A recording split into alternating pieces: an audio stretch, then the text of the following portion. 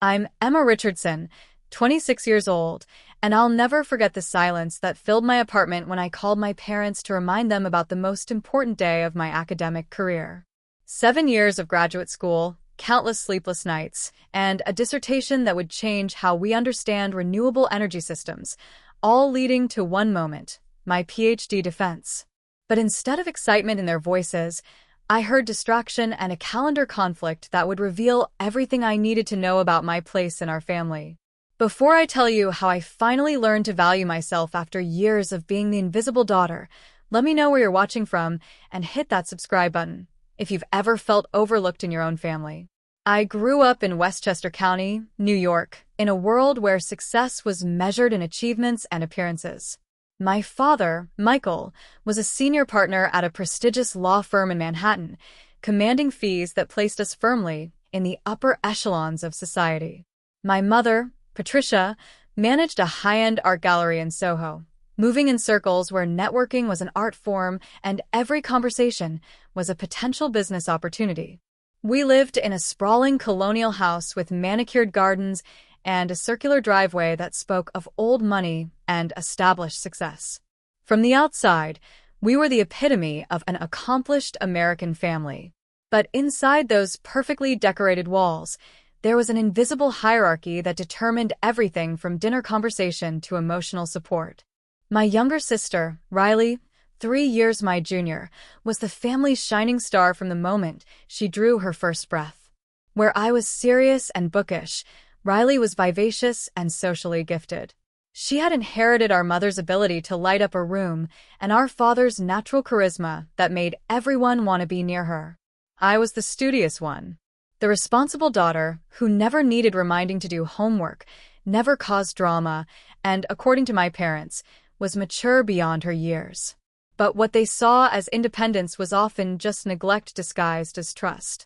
The pattern established itself early and never wavered.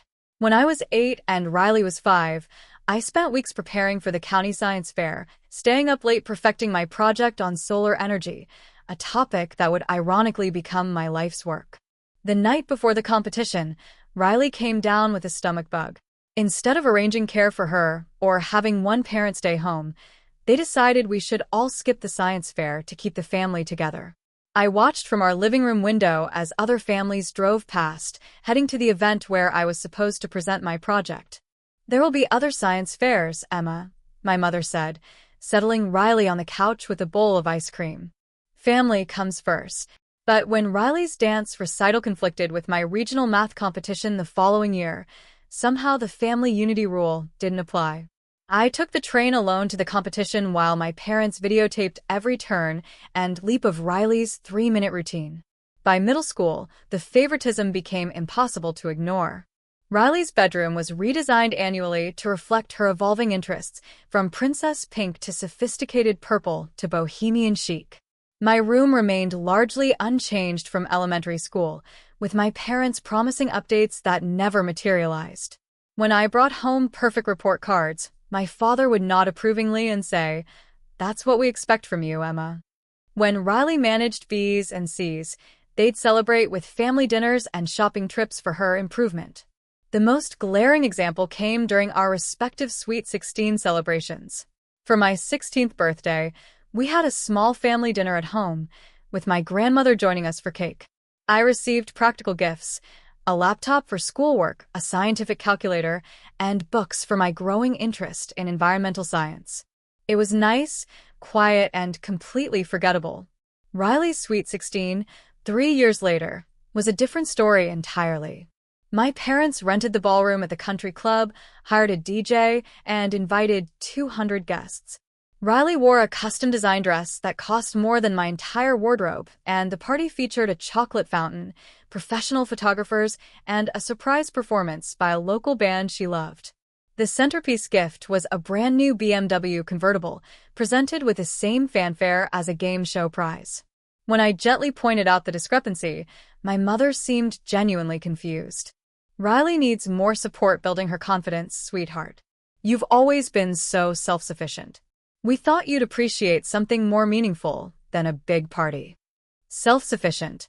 That became their favorite word for me, as if being overlooked had somehow made me stronger rather than simply forcing me to rely on myself. Throughout high school, they attended every one of Riley's cheerleading competitions, but missed most of my academic decathlon tournaments. When I was accepted to MIT with a full scholarship, their response was muted excitement overshadowed by their concern about Riley's upcoming prom dress selection. "Of course you got into MIT," my father said, barely looking up from Riley's college brochures. "You've always been brilliant. Now, Riley, what do you think about these liberal arts programs? They might be perfect for someone with your creative spirit." The only person who truly saw my achievements was my grandfather, Robert, my father's father. A retired engineering professor, he understood the value of academic pursuit and intellectual curiosity. When my parents missed my high school graduation speech as valedictorian because Riley had a cheerleading camp that same weekend, Grandpa Robert drove 3 hours to be there. "They're missing something special," he told me afterward, his eyes filled with pride and sadness. "But don't let their blindness dim your light, Emma. You're going to do remarkable things." I carried those words through my undergraduate years at MIT, where I threw myself into my studies with the determination of someone who had learned early that external validation was rare and therefore precious. While Riley followed a more traditional path to a state university, where she majored in communications and minored in sorority life, I pursued a rigorous engineering program that would set the foundation for my future research. The contrast in our college experiences was stark and telling. Riley lived in the newest dormitory, then moved to an off-campus apartment that my parents furnished and decorated. She joined a sorority, studied abroad in France, and maintained what she proudly called a solid B average, while building what she described as invaluable networking connections. Meanwhile, I lived in the graduate housing, worked as a teaching assistant to supplement my scholarship, and maintained a 3.97 GPA while conducting research that would eventually form the basis of my doctoral work. My parents paid Riley's full tuition, living expenses, and provided a generous monthly allowance. I managed on my scholarship, teaching stipend, and the occasional small check from Grandpa Robert, who believed in supporting education.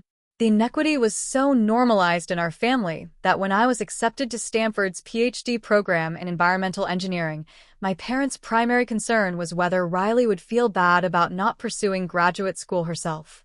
"You know how sensitive she is," my mother said during our family dinner announcement. "Maybe don't mention the fellowship amount. We want her to feel supported in her choices too."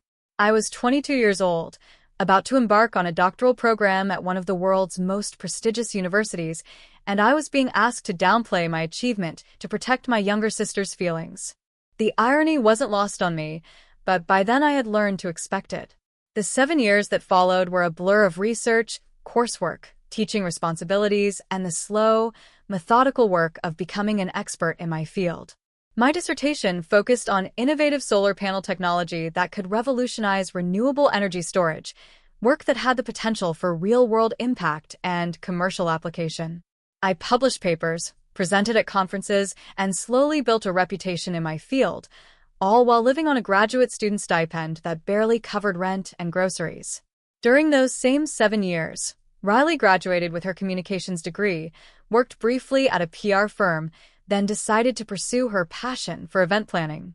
My parents funded her startup, bought her a condo in a trendy neighborhood, and supported her through the inevitable growing pains of entrepreneurship.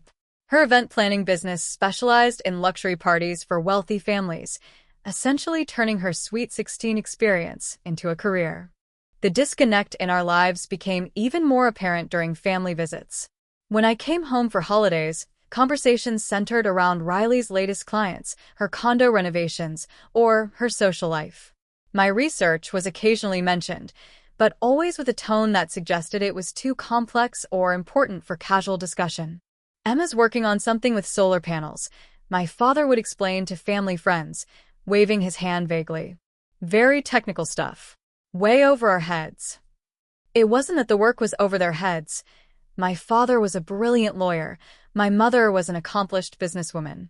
They simply weren't interested enough to understand it. Riley's latest party planning triumph, however, warranted detailed discussion and enthusiastic praise. As my PhD defense approached, I felt a mixture of excitement and trepidation that I hadn't experienced since my undergraduate thesis presentation.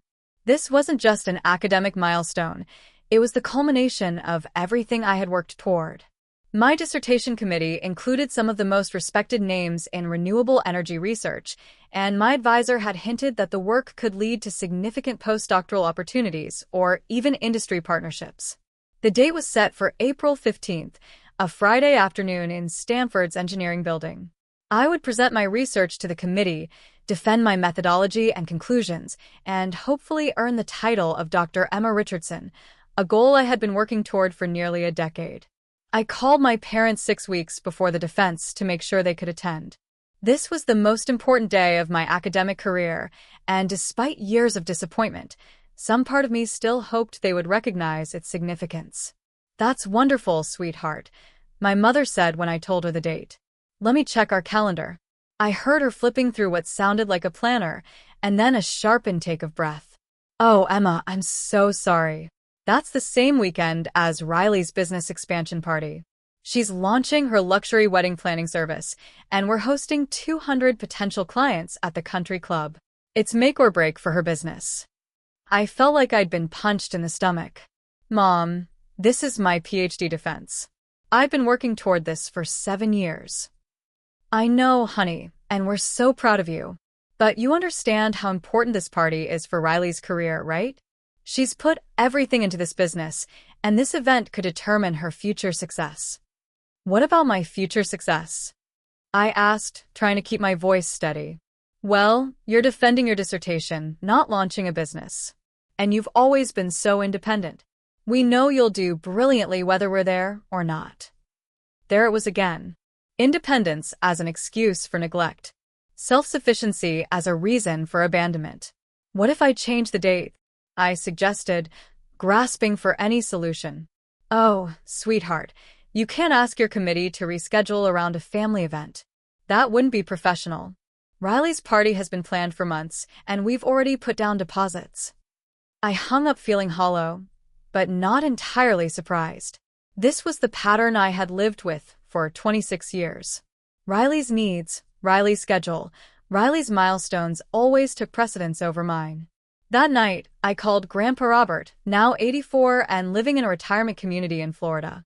"They're choosing Riley's party over your PhD defense?" he asked, his voice sharp with disbelief. "They think I don't need them there," I said, tears finally coming. "They think I'm too independent." "That's not independence, Emma. That's neglect dressed up in pretty words." His voice softened. "I'll be there, sweetheart. Wild horses couldn't keep me away." "Grandpa, you don't have to travel all that way. I know flying is difficult for you now." For my granddaughter's PhD defense, I'd crawl to California if I had to. The weeks leading up to my defense were a blur of final preparations, committee meetings, and practice presentations. I refined my slides, anticipated questions, and prepared for what I hoped would be the culmination of my academic journey. Meanwhile, my phone buzzed regularly with updates about Riley's party planning progress, details about the menu, decorations, and guest lists that my mother shared as if I were deeply invested in the event's success. 2 days before my defense, I received a group text from my family. It was a photo of Riley at the country club, overseeing the setup for her party. She looked radiant in a designer dress, surrounded by elegant table settings and floral arrangements that probably cost more than my monthly stipend. The text from my mother read, "So proud of our event planner. Everything looks perfect for Saturday." No mention of my defense on Friday. No acknowledgement that I, too, had something significant happening that weekend. I stared at the photo, feeling a familiar mixture of hurt and resignation. This was who my family was. This had always been who they were. No achievement of mine would ever compete with Riley's most basic life events. That evening, my advisor, Dr. Sarah Chin, stopped by my office to check on my final preparations. "You seem distracted," she observed, settling into the chair across from my desk. "Pre-defense nerves?" I found myself telling her about my family situation, something I had never discussed with anyone at Stanford. Dr. Chin listened without judgment, her expression growing more concerned as I spoke. "Emma," she said when I finished, I've been in academia for 20 years, and I've seen many brilliant students doubt themselves because their families don't understand or value their work. But what you've accomplished here is extraordinary. Your research could change how we approach renewable energy storage. That matters, whether your parents recognize it or not. I know it matters intellectually, I said. But emotionally, I still want them to see it. Of course you do. That's human. But you can't control their ability to recognize your worth. You can only control how you respond to their limitations. Her words echoed in my head as I went home to my small graduate student apartment. For the first time, I wondered if the problem wasn't that I was invisible, but that I had been allowing myself to remain so. The morning of my defense dawned clear and warm, typical California spring weather that felt like a good omen. I dressed carefully in my best suit, a navy blue ensemble I had splurged on for academic conferences, and reviewed my notes one final time. At 10 a.m., 3 hours before my defense, I received a call from my mother. "Emma, darling, we just wanted to wish you luck today. I'm so sorry we can't be there, but we know you'll be wonderful."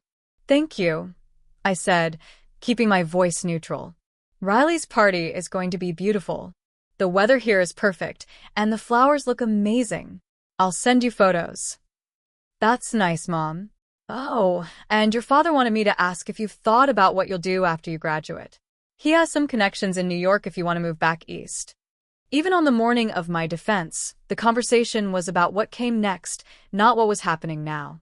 Not the 7 years of work I was about to present, not the achievement I was about to accomplish, but the practical next steps that would make my parents more comfortable. "I have some opportunities I'm exploring," I said vaguely. "Well, we'll talk about it later. Good luck today, sweetheart. We love you." After I hung up, I sat in my apartment feeling simultaneously angry and liberated. This was it, the moment I had been building toward for years. And I would face it alone, as I had faced most of my significant moments. But as I gathered my materials and headed to campus, I realized I wasn't entirely alone. Dr. Chin would be there, as would the other members of my committee. My research colleagues would attend to show support.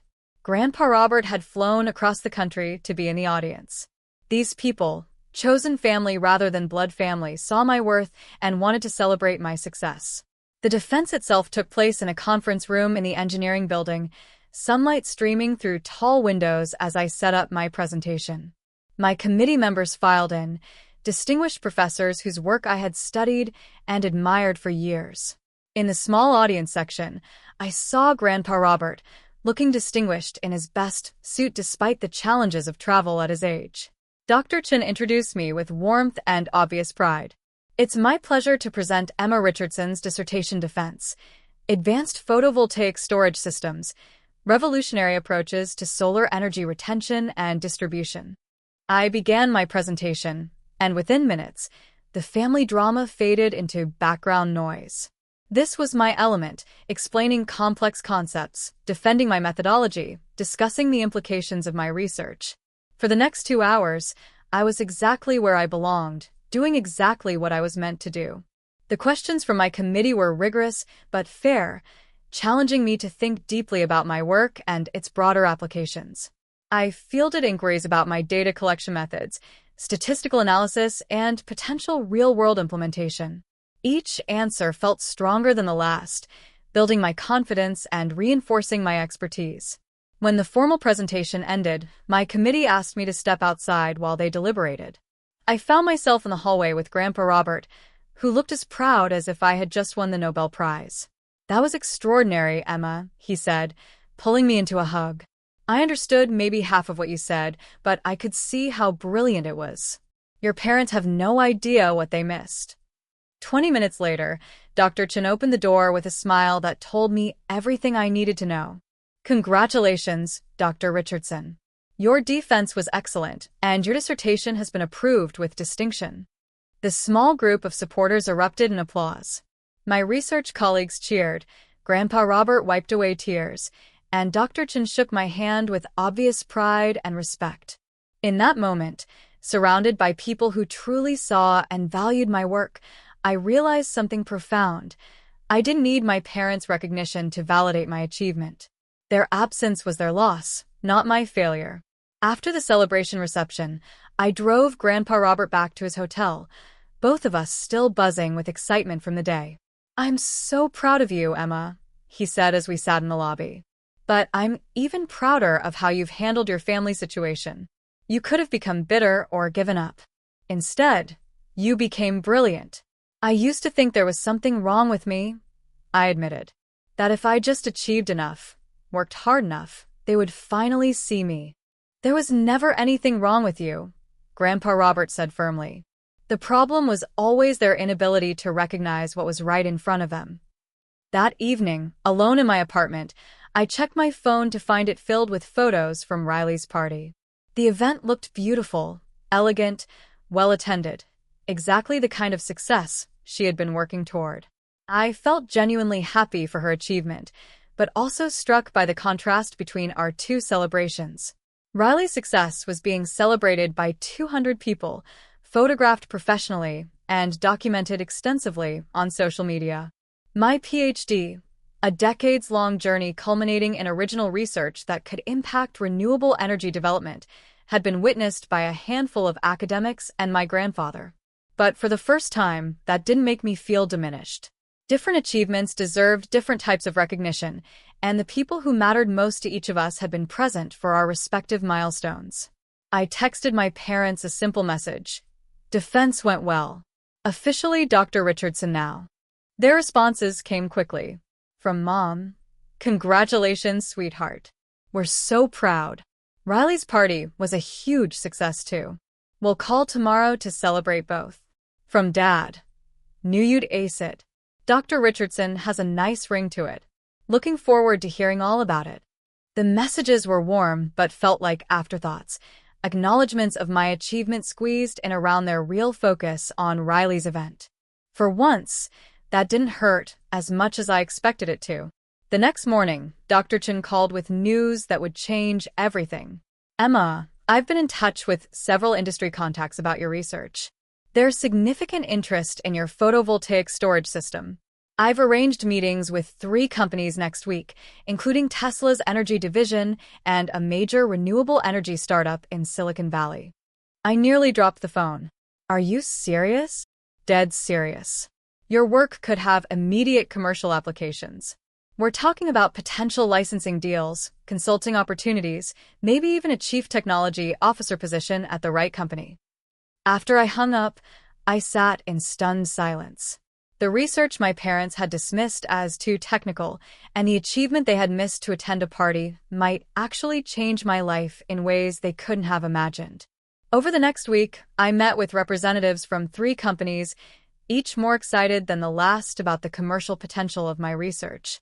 The meetings felt surreal, rooms full of accomplished professionals hanging on my every word, asking detailed questions about implementation timelines and scalability. The culmination came when the renewable energy startup, SolarGen, offered me a position as their chief technology officer, along with equity in the company and the opportunity to lead a team implementing my research on a commercial scale. The salary alone was more than my parents' combined income, but the real excitement came from the chance to see my work make a real difference in the world. I called my parents to share the news, expecting them to be excited about this life-changing opportunity. "That's wonderful, Emma," my mother said, though she sounded distracted. "CTO, that's like being a manager, right?" "It's Chief Technology Officer, Mom. I'd be overseeing all technical development for a company that's revolutionizing solar energy storage." "How nice. Will you be moving back to New York? Your father still has those connections if you need them." I realized she had completely missed the significance of what I was telling her. "Mom, this is a huge opportunity. My research could help transition the entire energy grid to renewable sources." "That's great, sweetheart." "Oh, I should mention, Riley's party was such a success that she's already booked 3 weddings for next summer. She might need to hire additional staff." And there it was. My life-changing career opportunity condensed into a single sentence before the conversation pivoted back to Riley's latest developments. After years of this treatment, I finally understood that their inability to see my achievements wasn't about me, it was about them. That evening, I made a decision that had been building for years. I called my family and asked them to meet me for dinner the following weekend. There were things I needed to say, and I was finally ready to say them. The dinner took place at the same restaurant where we had celebrated my 16th birthday, a poetic choice that wasn't lost on me. My parents arrived on time, but Riley was 15 minutes late, breathless with apologies about traffic from a client meeting. Sorry, she said, sliding into the booth beside my mother. Mrs. Pemberton is planning her daughter's engagement party, and you know how demanding she can be. My parents immediately shifted their attention to Riley's client story, asking detailed questions about the event planning challenges and offering suggestions. I waited, watching the familiar dynamic play out, until there was a natural pause in the conversation. I have some things I need to discuss with all of you, I said, my voice steady despite my racing heart. Of course, sweetheart, my mother said, though she was still partially focused on Riley. What's on your mind? I've accepted the CTO position at SolarGen. I'll be moving to San Francisco next month. That's nice, dear, my father said absently. San Francisco is expensive, though. Are you sure the salary is adequate? The salary is more than adequate, Dad. But that's not what I want to talk about. Something in my tone finally captured their full attention.